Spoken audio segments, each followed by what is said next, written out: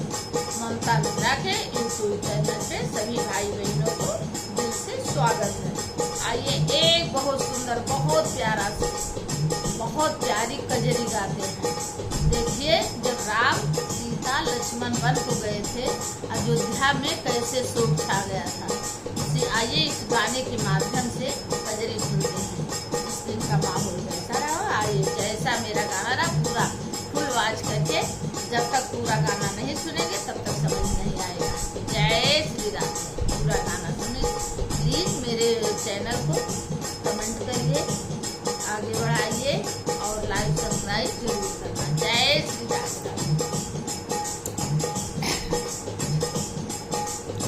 जब बन गए सिया रघुराई, छोड़ी के अवध नगरिया ना। जब बन गए, जब बन छोड़ी चया रघु, जब बन चले सिया रघुराई, छोड़ी के अवध नगरिया ना।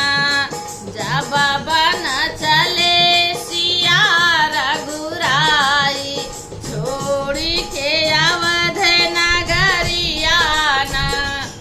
अवधपुरी में, अवधपुरी में छाई बदरिया, अवधपुरी में छाई बदरिया। दे घेरे दुख के अंधेरिया ना। जब बन चले सिया रघुराई, छोड़ी के अवध नगरिया ना। पाती पेड़ वृक्ष सब रोवे, पाती पेड़ वृक्ष सब रोवे, रोवे सारी नगरिया ना। जब बन चले सिया रघुराई, छोड़ी के अवध नगरिया ना। जब बन चले सिया रघुराई, छोड़ी के अवध नगरिया ना।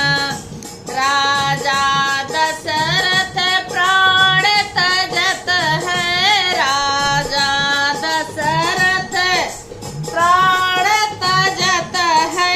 रोवे कौशल्या मैया ना।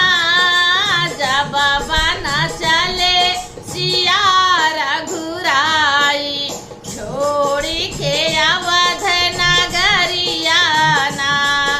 जब बन चले सिया रघुराई, छोड़ी के अवध नगरिया ना।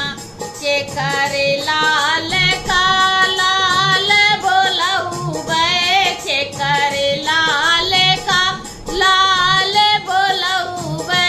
के हम कहे महतरिया ना। जब बन चले सिया रघुराई, छोड़ी के अवध नगरिया ना।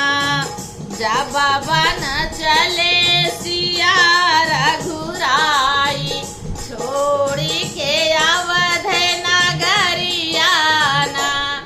राम बिना मोरी सुनी अयोध्या, राम बिना मोरी सुनी अयोध्या। लक्ष्मण बिना चौपाई ना। सीता बिना मोरी सुनी रसोईया। के रुचि भोजन बनाई ना। सीता बिना मोरी सुनी रसोईया।